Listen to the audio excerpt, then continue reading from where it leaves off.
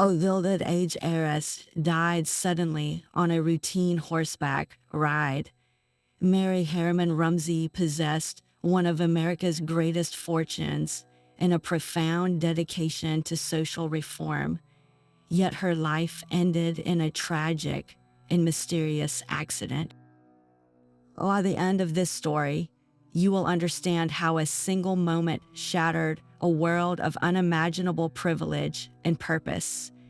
We will uncover the truth behind the riding accident that captivated a nation and explore the legacy of a woman who chose philanthropy over frivolity.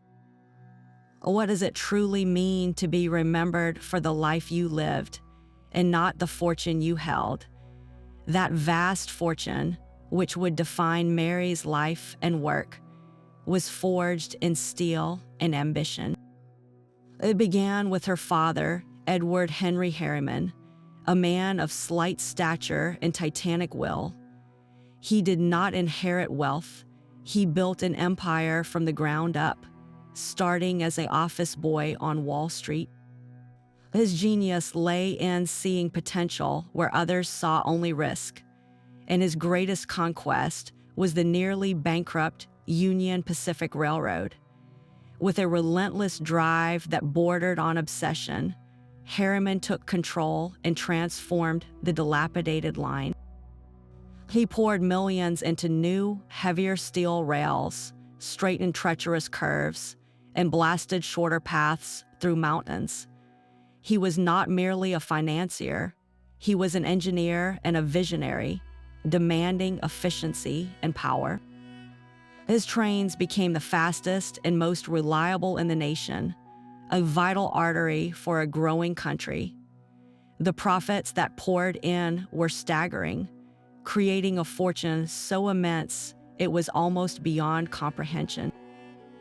This was the Gilded Age, an era where industrial titans lived like kings, and the Harriman name was etched at the very pinnacle of this new American aristocracy.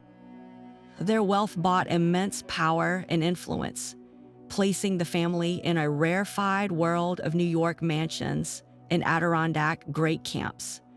But what does a person do when they are born into such unimaginable privilege? For Mary Harriman, that question would become the central drama of her life, a burden and a calling shaped by the ruthless brilliance of the man who gave her everything. This immense wealth needed a stage, and it found one at Arden House. Perched high in New York's Hudson Valley, the Harriman estate was less of a home and more of a private kingdom. The main house itself was a Georgian-style mansion of staggering proportions, surrounded by a domain that eventually grew to encompass over 40 square miles of forest, lakes, and farmland. Here, the family lived a life that echoed the grandeur of European royalty.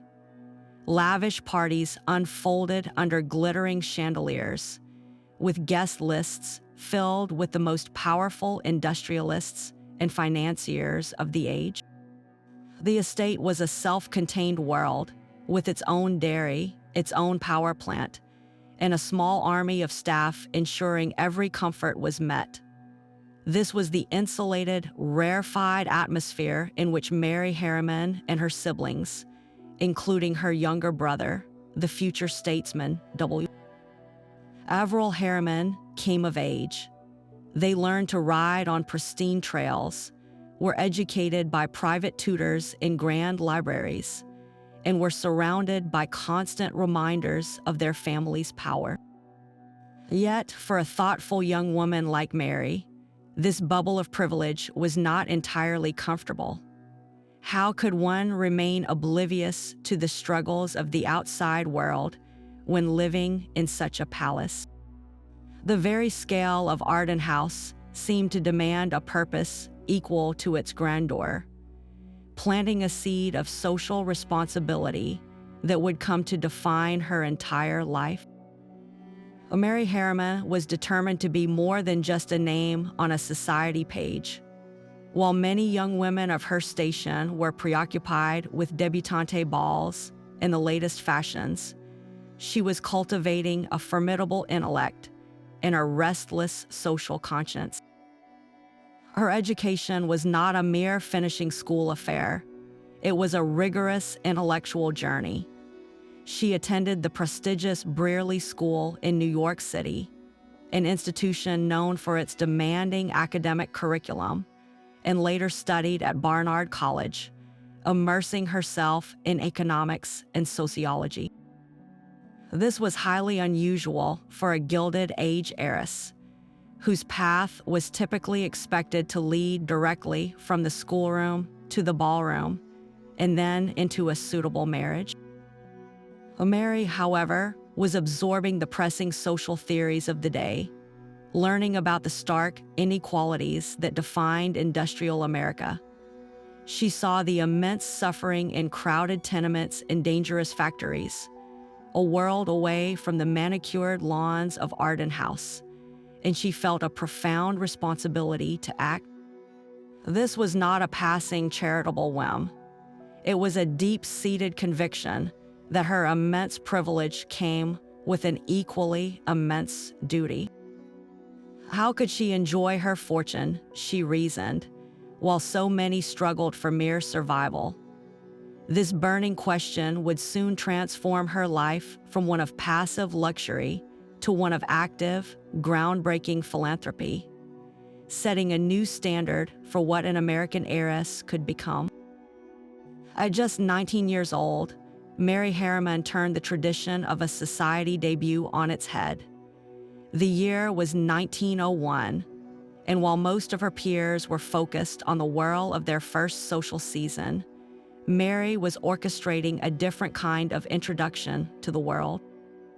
She gathered 80 of her fellow debutantes, young women from the most prominent families in New York, and proposed a radical idea. What if, instead of simply donating money from a distance, they donated their time and their education? What if they stepped out of their ballrooms and into the crowded, struggling immigrant neighborhoods of the city?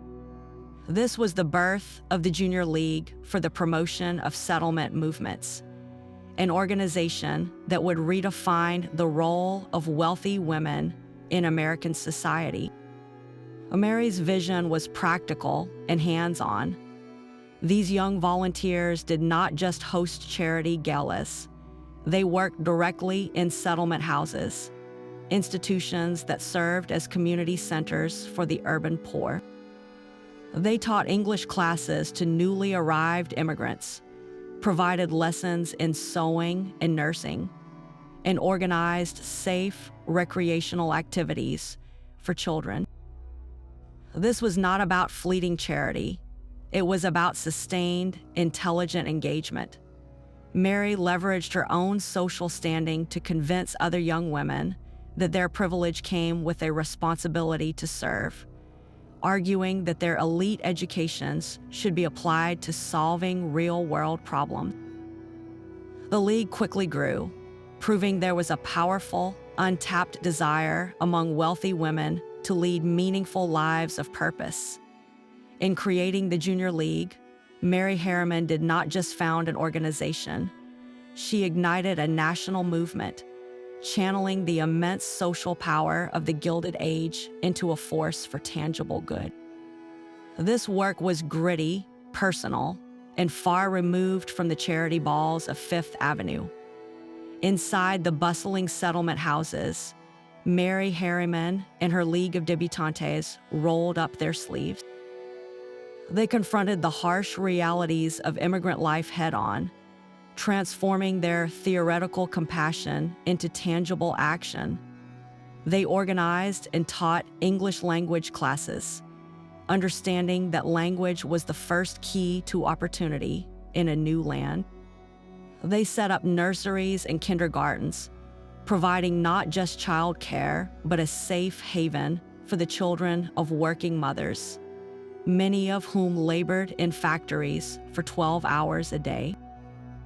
The League offered courses in practical skills like sewing, cooking, and home nursing, empowering women with knowledge that could improve their family's health and even provide a small income.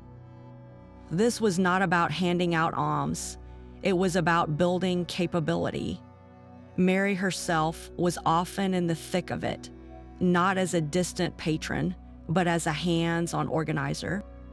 She led by example, demonstrating that true philanthropy required genuine engagement with the people one sought to help. It demanded listening to their needs rather than imposing solutions from on high. How profound must that shift have been for a young woman raised in the unparalleled luxury of Arden House to find her true purpose in a crowded, noisy classroom on the Lower East Side? This pragmatic, empathetic approach became the enduring model for the Junior League, proving that social change is not just funded, it is lived. Her world was a small, gilded village of unimaginable wealth and power. While Mary Harriman championed social reform, her daily life was woven into a tight-knit tapestry of America's most influential families. Her closest confidant was her younger brother, W. Averell Harriman, a bond forged in the sprawling halls of Arden House and strengthened by their shared sense of duty. Averell would go on to become a pivotal diplomat and governor, but in those early years, he and Mary were allies, two heirs navigating the immense expectations placed upon them. Their social circle was a who is who of the Gilded Age. They were neighbors and friends with the Rockefellers, whose Standard Oil fortune dwarfed even their own. They mingled with the Vanderbilts, whose lavish New York parties and grand Newport cottages were the stuff of legend. This was not merely a collection of rich friends. It was an intricate web of intermarried fortunes and shared business interests, a private network that held immense sway over the nation's economic and political life. A conversation at a dinner party between a Harriman and a Rockefeller could influence national policy, and a marriage could merge two industrial empires. For Mary, this world was both her birthright and her platform. She leveraged these powerful connections to build support for the Junior League, persuading other wealthy families that social work was a noble and necessary pursuit. Her story reveals a fascinating duality: how a woman operating at the very heart of established power could become one of its most effective and compassionate reformers. What did it take to move such a powerful, insulated world toward a new idea of responsibility?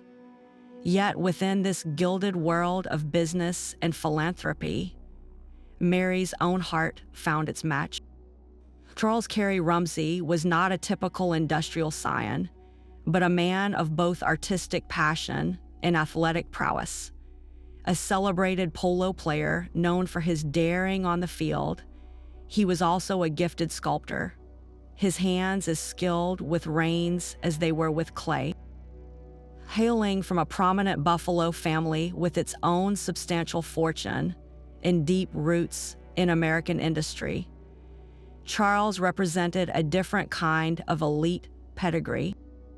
Their courtship was a union of two powerful dynasties, a merging of the Harriman's railroad empire with the Rumseys' industrial and social standing. When Mary Harriman married Charles Carey Rumsey in 1910, society pages portrayed it as the perfect alliance, a brilliant match of name, fortune, and status. But for Mary, it was far more than a strategic merger. Here was a man who understood her world, yet respected her own fierce independence and intellectual drive. Their partnership was built on a shared love for the active, outdoor life they both cherished, particularly their mutual passion for horseback riding. It was a marriage that promised not just social consolidation, but personal fulfillment, a blending of two vibrant lives into one. In Charles, Mary found a partner who could gallop beside her, both literally and figuratively, into a future that seemed boundless with possibility.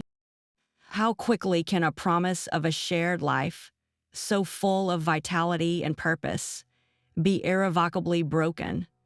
Charles Carey Rumsey moved through life with the grace of a natural athlete and the soul of an artist.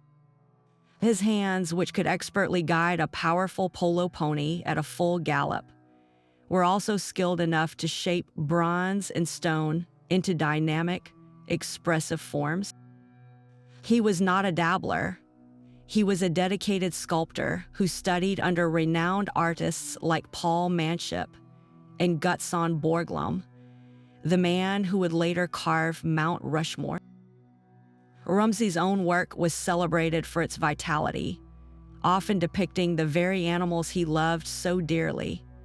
His monumental bronze buffalo became iconic public installations, capturing a sense of wild, untamed power frozen in metal. But his true passion, the thread that wove his life together, was the horse. This was not a casual interest. It was a deep, all-consuming devotion that defined his daily existence. He was a 10-goal polo player, a national champion, a rating that placed him among the absolute elite in the sport. Off the field, he poured that same intensity into breeding and training champion horses at his own stables, seeking to perfect the equine athlete. For Charles and Mary, horses were far more than a pastime. They were a fundamental part of their shared language and their life together. The thrill of a morning ride through the countryside was their sanctuary, a place where the pressures of society and industry simply fell away. It was a world built on trust, skill, and a shared love for the powerful animals that carried them. In this, they found a rare and perfect harmony, a partnership that extended from the ballroom to the stables and into the artist's studio.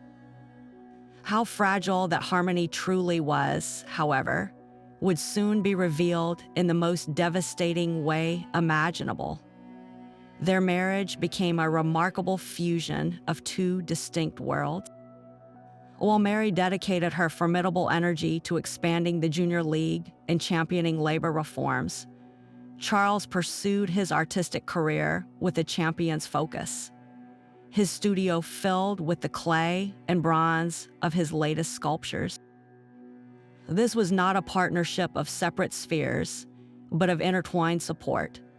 Mary was often the first to see his newest equestrian piece, offering insights drawn from her own keen eye and their shared passion.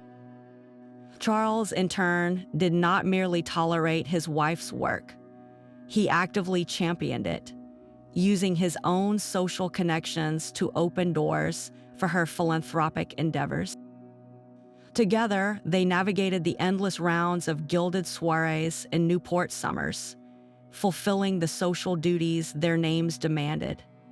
Yet they consistently carved out a private life centered on their estate in Westbury, Long Island, a world built around their stables and the open air. Here, away from the prying eyes of society, they could simply be themselves, two people united by a deep mutual respect.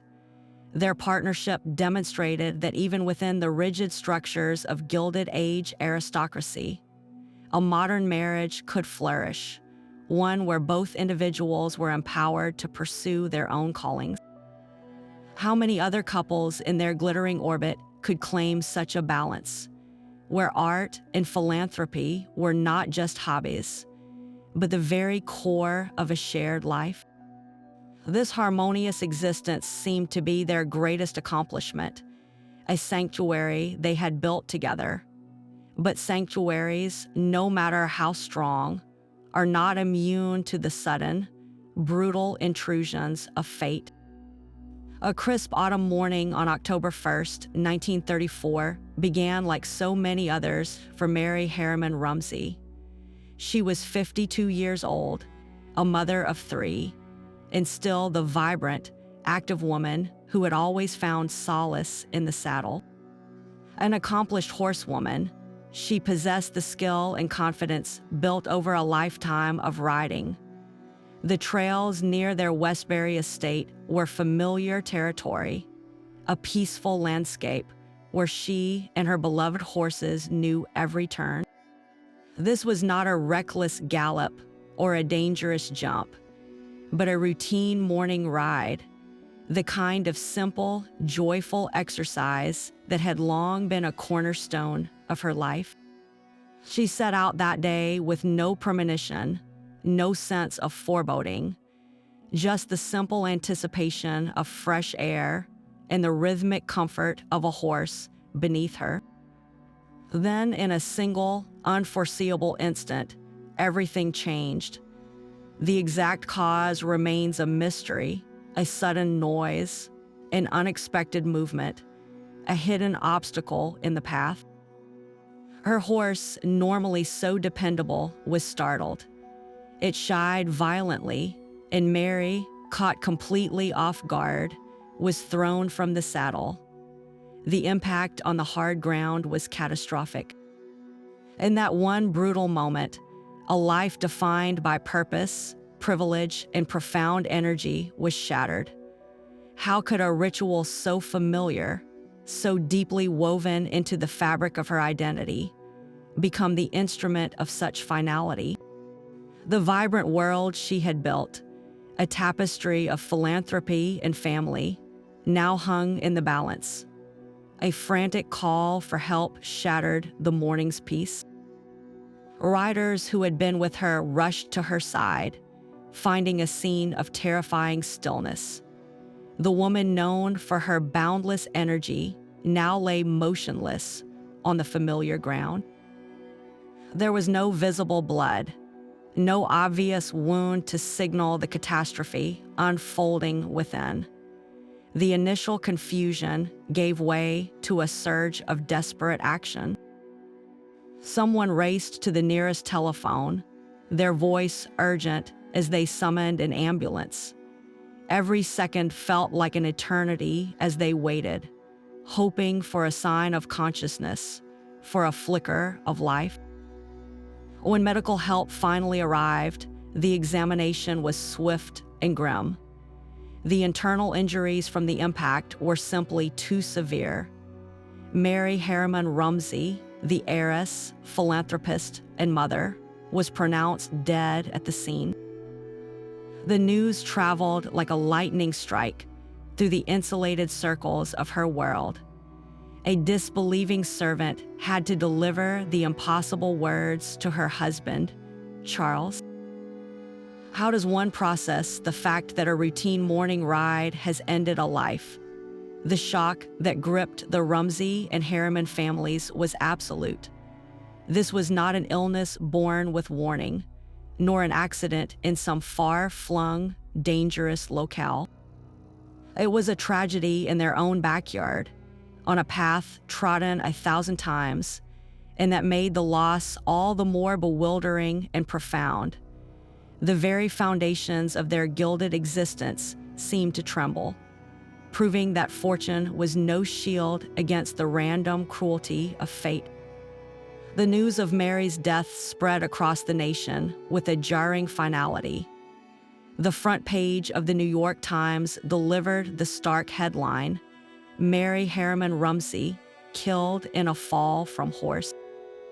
In an instant, the vibrant woman known for her work and her spirit was reduced to a tragic headline, her life summarized in a few chilling words. This was not a story tucked away in the society pages. It was breaking news that commanded national attention. The newspapers from Boston to San Francisco carried the story, each one recounting the shocking details of the accident that had claimed a figure of such immense social stature and philanthropic renown. The public, who had followed the lives of the Gilded Age elite, with a mixture of awe and curiosity, now felt a genuine sense of collective loss. She was not merely a distant, wealthy name. She was the founder of the Junior League, a woman who had channeled her privilege into tangible good for countless others. How could someone so full of life, a person who had dedicated herself to helping the most vulnerable, be gone in such a sudden, senseless way? The tragedy resonated because it struck at the heart of a universal fear, the idea that safety is an illusion and that fortune offers no protection from random misfortune. Society columns, usually filled with gossip about parties and fashion, were instead draped in a tone of profound sorrow, eulogizing a woman who had given their world a conscience. The nation was not just reading about the death of an heiress. It was mourning the loss of a pioneer. The official report delivered a stark medical verdict. Mary Harriman Rumsey died from massive internal injuries and profound shock sustained in the fall. There was no long illness, no hidden disease, just the brutal physics of a body meeting the unyielding earth. The impact had been so violent that it caused catastrophic damage to her internal organs, leading to rapid, irreversible trauma. In an era before advanced medical imaging or swift emergency surgery, there was little anyone could have done. Shock, the body's own desperate and often fatal response to such overwhelming injury, sealed the tragedy. Yet, such a sudden and unexplained death naturally bred questions. Could there have been a hidden factor, a pre-existing health condition that made her more vulnerable? Some whispered theories about a sudden faint or a silent heart attack, an unseen medical event that caused the fall rather than resulted from it. But no evidence ever surfaced to support this. Her physicians affirmed she had been in robust health, a vibrant woman whose life was defined by physical activity. The accident itself remained shrouded in the confusion of the moment. A startled horse, a sudden lurch, a rider caught unprepared. It was the terrifying simplicity of the event that made it so haunting. How could a lifetime of equestrian skill be undone by a single, unpredictable spook? The official cause of death provided a clinical answer, but it could never soothe the deeper wound of a life cut short in its prime.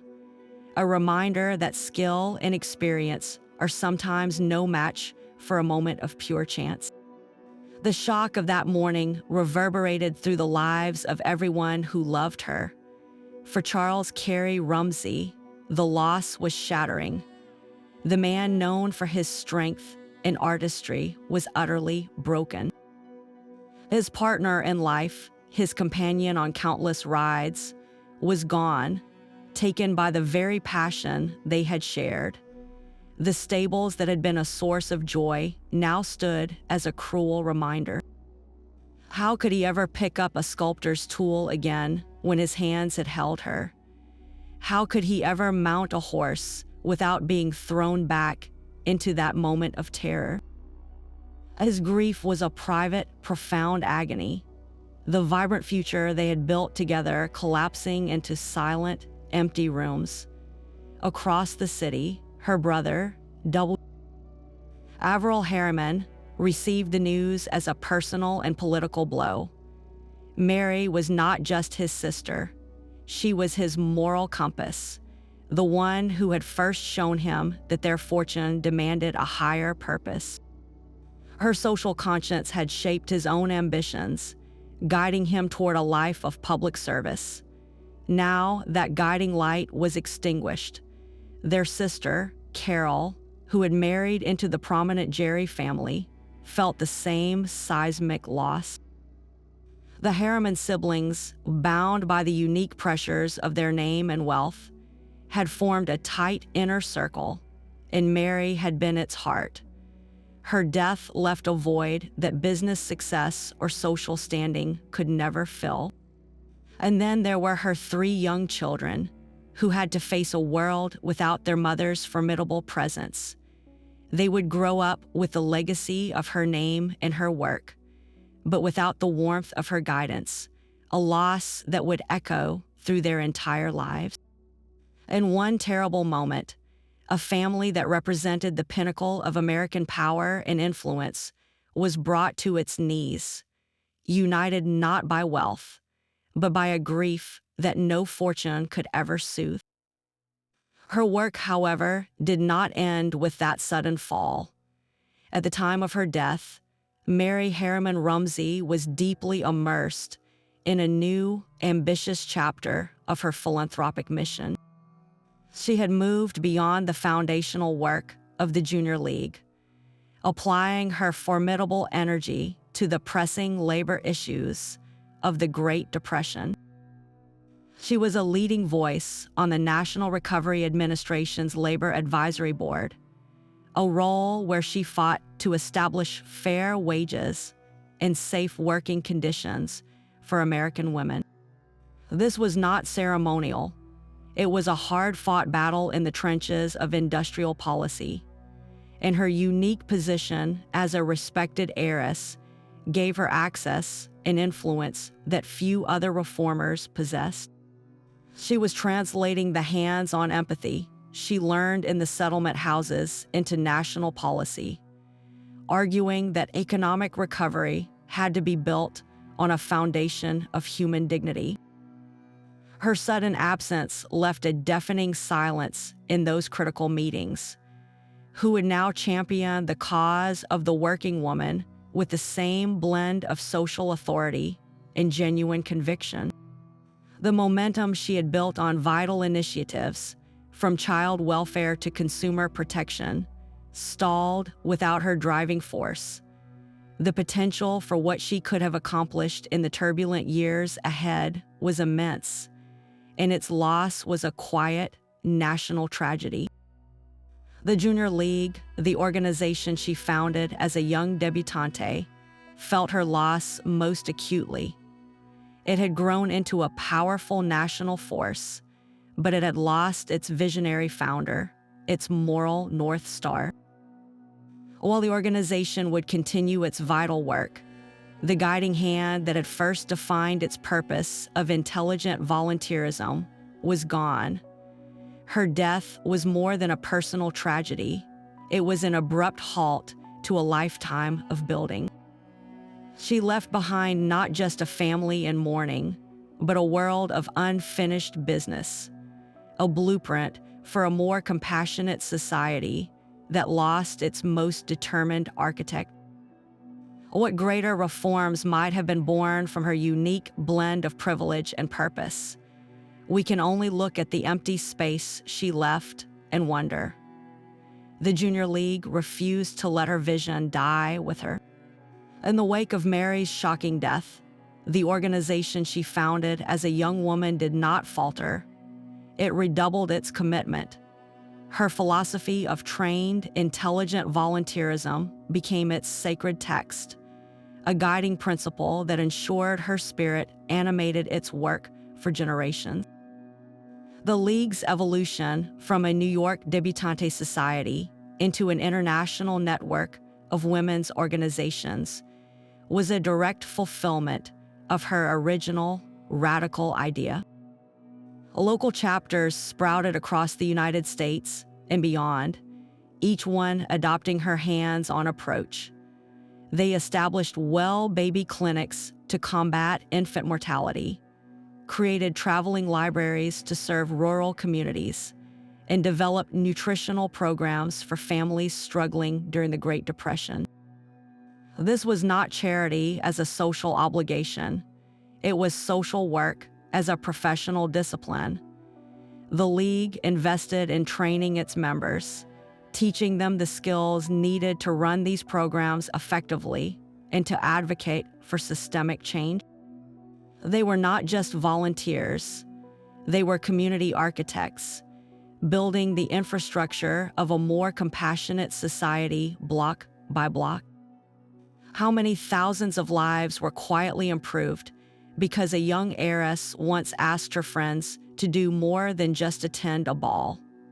Mary Harriman Rumsey's legacy was not a monument, but a living, breathing movement, a testament to the enduring power of an idea that privilege must be paired with purpose.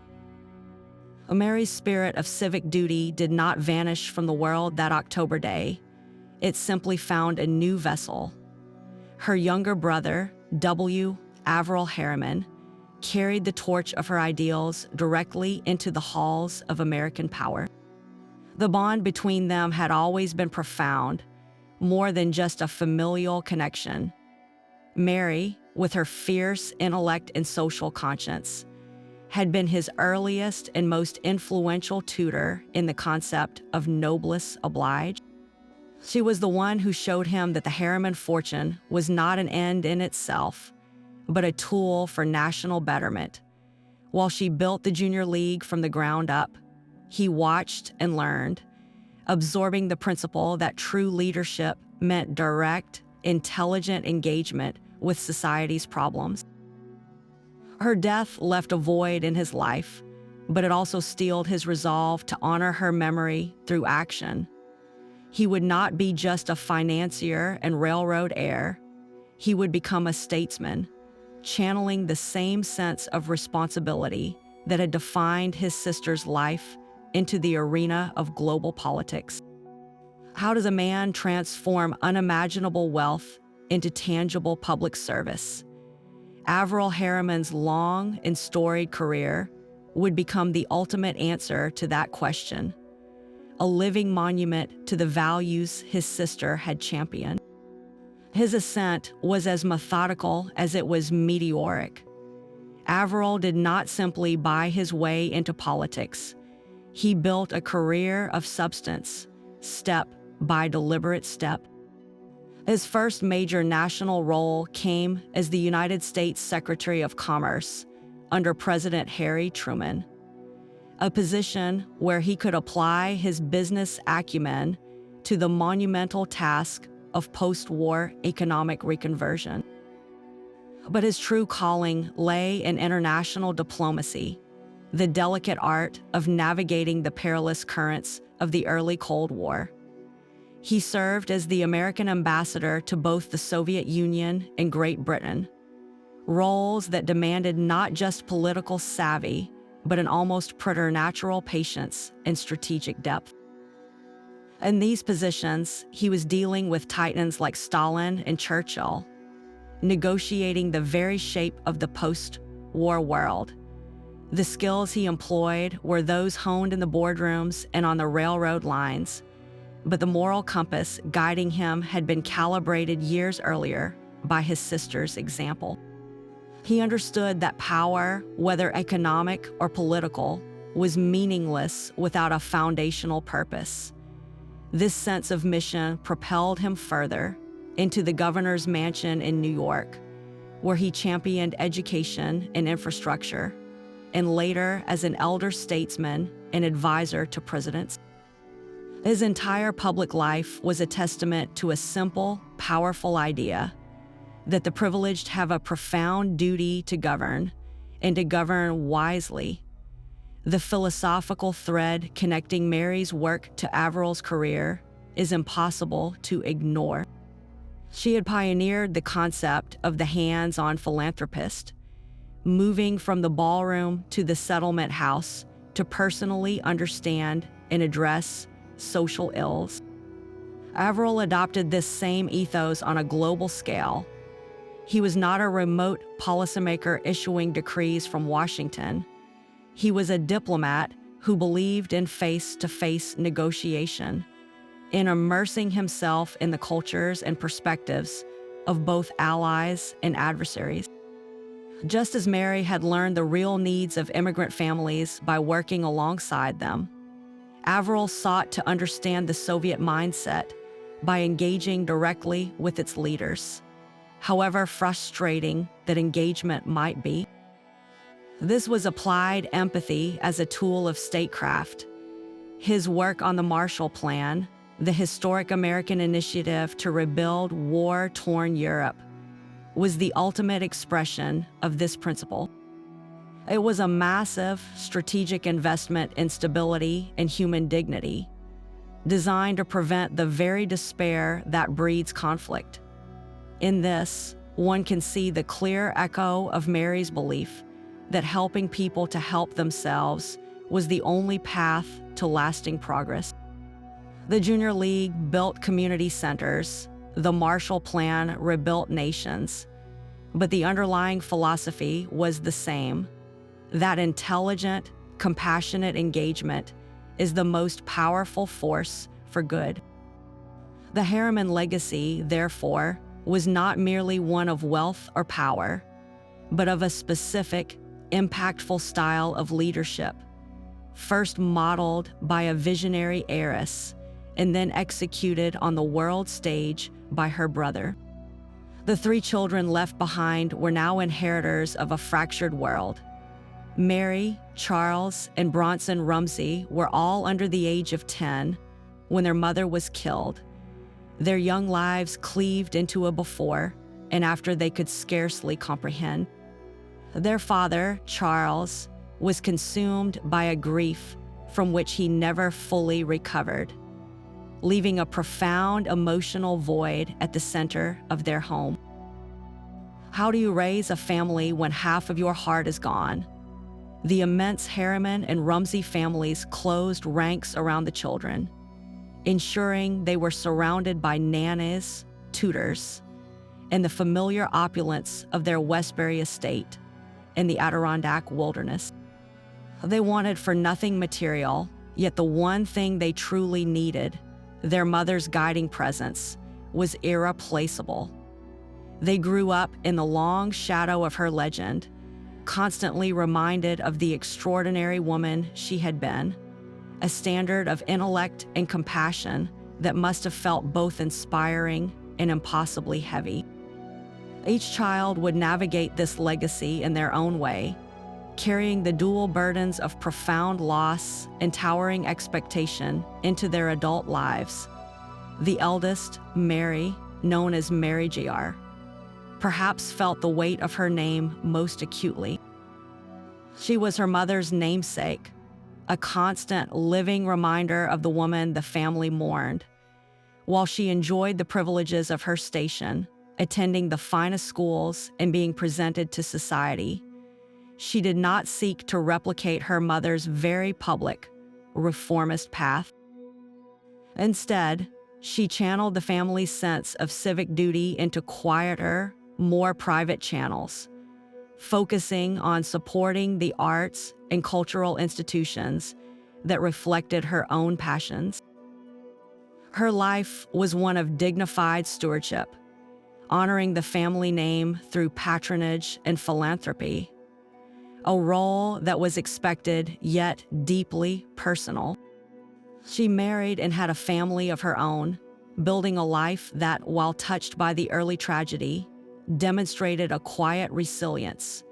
For Mary Jr., the legacy was not about founding a new movement, but about preserving and nurturing the world her mother had helped to shape, finding her own form of purpose within the vast architecture of Harriman influence. Her brother, Charles Carey Rumsey Jr., faced a different kind of inheritance.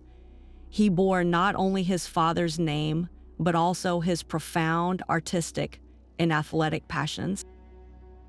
He grew up surrounded by his father's sculptures, the dynamic bronze horses and buffaloes that were both a tribute to a lost love and a constant presence in his home.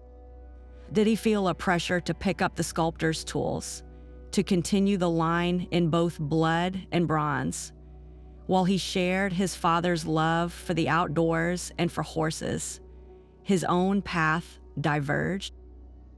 He pursued a career in business and finance, stepping into the world of industry that underpinned the family's fortune.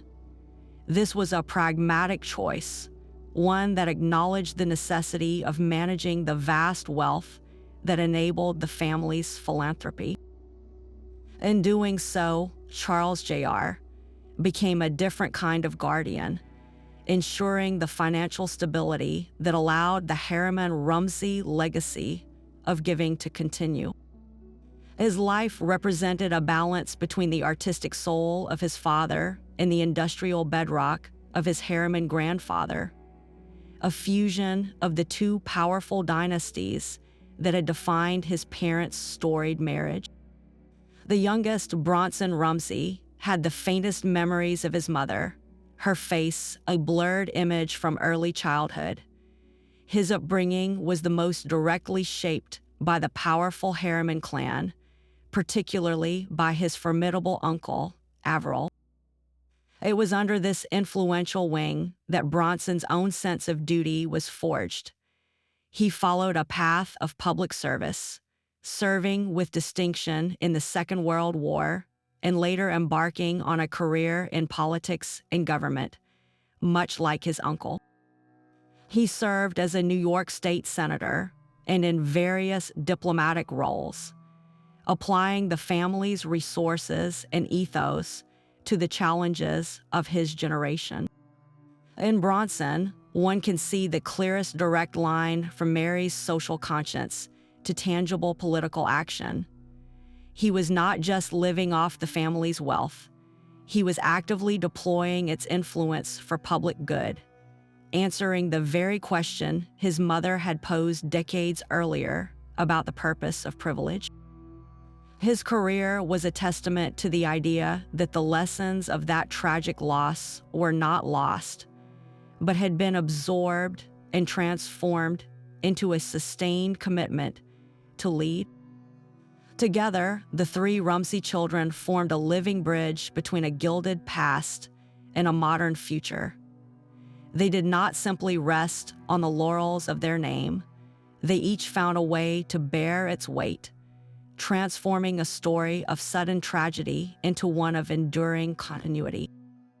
One pursued culture, another commerce, and the third, civic duty, their combined lives reflecting the multifaceted legacy they had inherited.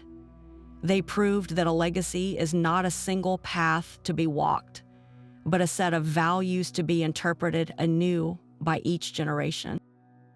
The memory of their mother, the heiress who chose purpose over mere pleasure, lived on not in a single grand institution, but in the quiet, determined choices of the children who had to learn how to live without her. For Charles Rumsey, the world lost its color the day Mary died.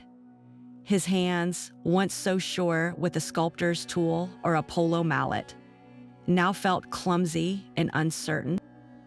The stables they had loved together stood silent, a place of memory instead of joy.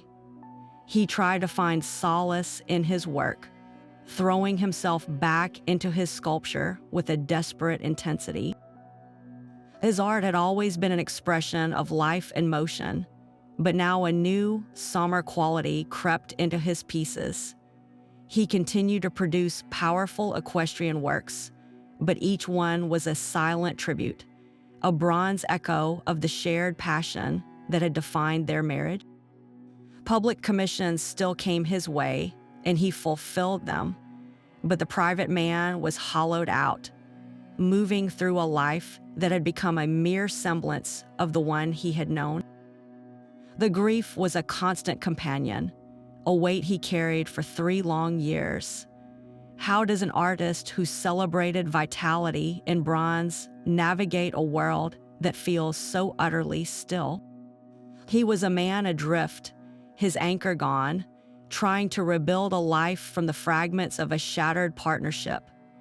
Then, on September 21st, 1937, another phone call rang, delivering news that seemed impossible, a brutal repetition of tragedy. Charles Carey Rumsey was killed in an automobile accident near his home in Syosset, Long Island. The details were as sudden and senseless as Mary's own passing. His car had collided with another vehicle on a routine drive. A moment of ordinary travel turned fatal. The man who had survived the most profound personal loss was now gone, his own life extinguished in a violent instant.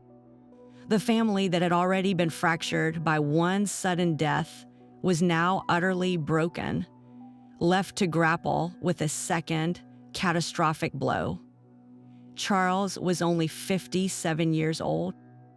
And the cruel arithmetic of fate, the brilliant sculptor, the champion polo player, the devoted husband, was now a footnote in his own family's tragedy. His promising career and enduring grief both cut short. The dual losses of Mary and Charles within 3 years cemented a narrative of almost Shakespearean misfortune for the Rumsey and Harriman clans.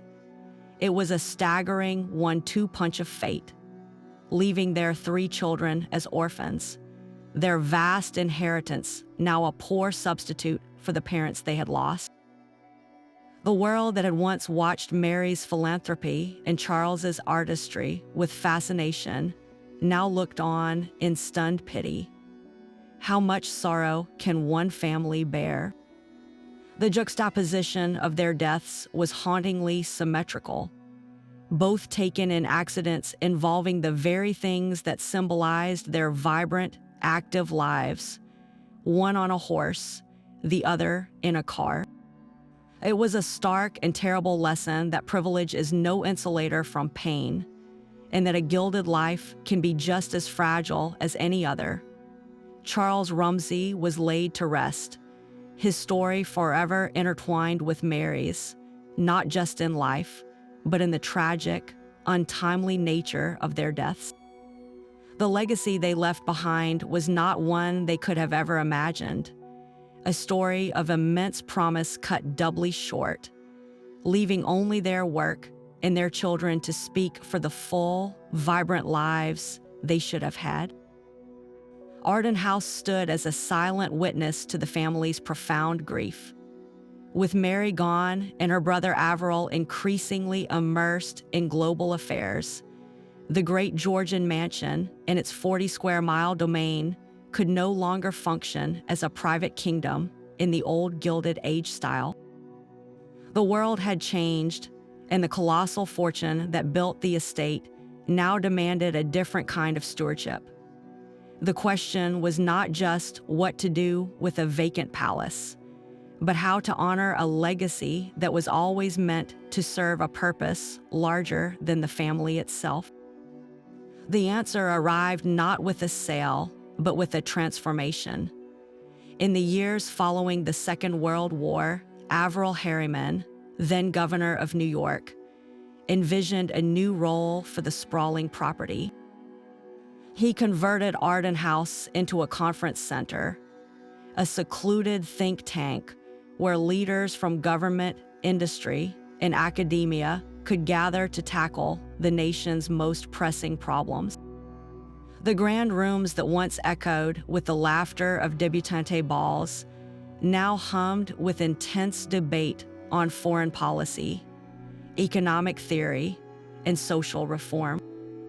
It was a perfect living tribute to Mary's own ideals, a place where power and intellect were harnessed for the public good. The estate itself was becoming a tool for the very kind of intelligent, collaborative problem solving she had championed all her life. This was not a retreat from the family's legacy, but an evolution of it, a conscious decision to turn a monument to private wealth into an engine for public discourse. How many policy ideas that shaped the modern world were first debated within those very walls, under the same roofs that had sheltered one of America's greatest fortunes? The final and perhaps most symbolic chapter in the estate story came in 2007. The Harriman family, led by Averil's daughter Kathleen Mortimer, made a monumental decision. They donated the core of the Arden House estate, including the historic mansion and 10 square miles of surrounding land to Columbia University.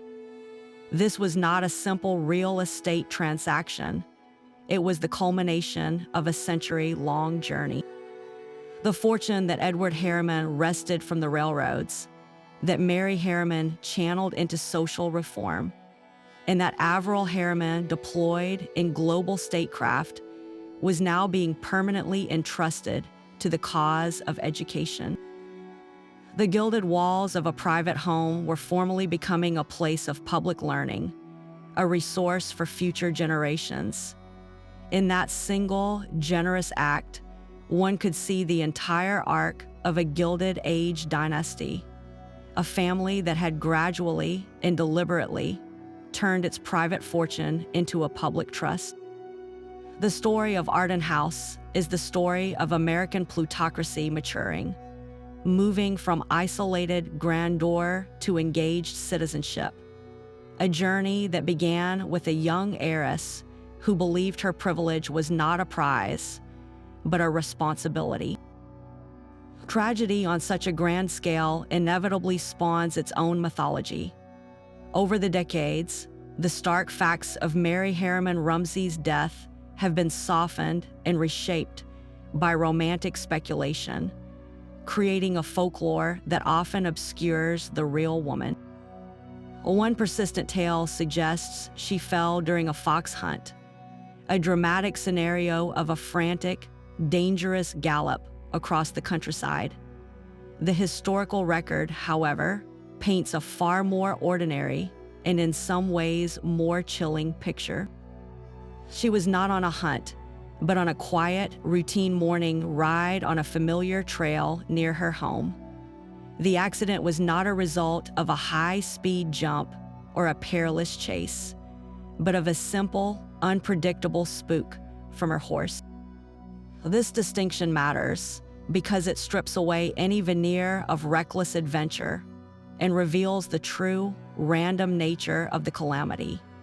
Her death was not a consequence of daring, but of a mundane moment turned catastrophic, a reminder that fate needs no grand stage to enact its tragedies. Another layer of myth suggests a hidden medical cause, a sudden heart attack or fainting spell that caused her to fall.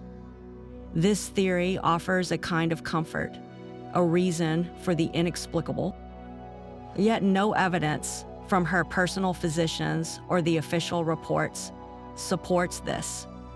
She was known to be in vigorous health, a woman whose life was defined by physical activity and intellectual energy. The official cause was unequivocally the traumatic impact of the fall itself. Accepting this requires accepting a harder truth, that a lifetime of skill and experience can be undone in a single, unforeseeable instant by a creature she loved and trusted. This is the core of the story that folklore tries to soften, the unsettling reality that no amount of wealth or preparation can inoculate against pure chance. Why does the human mind so often embroider such stark events? Perhaps to impose narrative order on chaos, to find a reason where none exists. The final and perhaps most damaging myth is the suggestion that her life's work ended with that fall. While her direct involvement was tragically severed, her vision proved far more resilient than her body. The Junior League did not falter, it flourished, expanding its model of trained volunteerism across the globe. Her brother Averell carried her ethos of duty directly into the highest levels of government, shaping policies that affected millions. Her children, though orphaned, grew to embody different facets of the legacy she represented. To see her story as one that was simply cut off is to ignore the profound and continuous ripple effect of her actions. The real Mary Harriman Rumsey was not a tragic heroine from a romantic novel, but a pragmatic, powerful force for change whose impact was cut short, yet whose ideas proved stronger than any single life. Her true story, free from embellishment, is powerful enough, a testament to how one person's sense of responsibility can echo far beyond the sound of a single fatal fall. Mary Harriman Rumsey was far from the only woman navigating a gilded cage. Her era teemed with celebrated heiresses, yet their prescribed paths reveal how radical her own choices truly were. Consider Consuelo Vanderbilt, the American beauty whose mother famously forced her into a marriage with the Duke of Marlborough. It was a transaction of unparalleled scale, with a dowry of millions funneled into restoring the Duke's ancestral palace, Blenheim. Consuelo's life became a performance of aristocratic duty, her personal happiness sacrificed to secure a title and solidify her family's social standing in the old world. Then there was Jenny Jerome, Winston Churchill's dazzling mother, who used her wealth and formidable charm to become a political hostess without equal. She operated as a power behind the throne, influencing British politics through salons and strategic friendships, her legacy living on through her son's world-shaping career. These women were undoubtedly powerful, but their influence was channeled through the established systems of marriage and social maneuvering. Mary Harriman Rumsey chose a fundamentally different route. She bypassed the throne room and the ballroom altogether, walking instead into a cramped settlement house on the Lower East Side. Her power was not derived from a title she married or a salon she hosted, but from an organization she built with her own hands. While Consuelo Vanderbilt's fortune restored a castle, Mary's built a network of community centers. While Jenny Jerome cultivated political allies for her son, Mary cultivated practical skills for immigrant mothers. This was a profound departure from the Gilded Age script. The question was not simply what an heiress could buy, but what she could build on her own terms. Mary's legacy asks us to reconsider the very definition of influence, suggesting that the most enduring power might not be found in a palace, but in a classroom.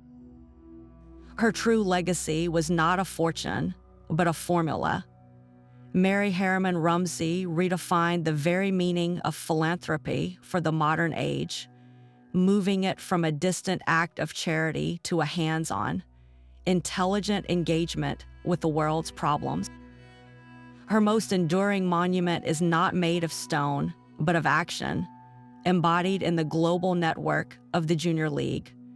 She proved that volunteer work could be a serious, professional discipline, requiring training and strategy to create lasting change. This was a revolutionary idea for women of her time, transforming the role of the wealthy socialite into that of a community architect.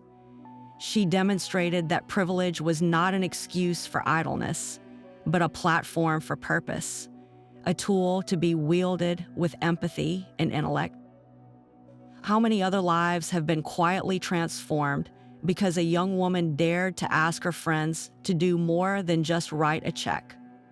Her influence echoes in every community program that teaches a skill, in every advocacy group that trains its volunteers, and in the very expectation that those with advantage have a duty to serve. She laid the groundwork for a century of women's leadership in the nonprofit sector, creating a pathway for female influence that ran parallel to the traditional corridors of political and corporate power. Mary Harriman Rumsey's story is a powerful reminder that a life of purpose is not about the wealth you accumulate, but the good you build with it, a legacy that continues to challenge and inspire long after the gilded ballrooms have fallen silent. Her story bridges two worlds, the gilded ballroom, and the gritty settlement house. A journey of purpose carved from privilege. Mary Harriman Rumsey's life was a dramatic arc of transformation, beginning with one of America's greatest fortunes and culminating in a legacy built not on wealth, but on work. She could have lived a life of elegant idleness, surrounded by the immense luxury of art and house and the endless whirl of society. Instead, she chose a path of intelligent engagement, founding the Junior League to channel the potential of an entire generation of wealthy women into direct, meaningful service. Her death was a sudden, tragic full stop in the middle of a sentence still being written. Yet we remember her not for the shocking nature of her accident, but for the powerful, substantive life that preceded it. Her true monument is the enduring idea that privilege is a tool for building, that influence is best measured not by the parties one attends, but by the lives one elevates. She redefined what it meant to be an heiress, shifting the focus from what she had to what she gave. In the grand narrative of the Gilded Age, filled with tales of spectacular fortunes and equally spectacular scandals, Mary's story stands apart as a quiet, powerful testament to conscience. What other figures from that opulent, turbulent era deserve to be remembered for the good they built, rather than the riches they held? Share your thoughts on the forgotten pioneers and reformers who shaped that time in the comments below.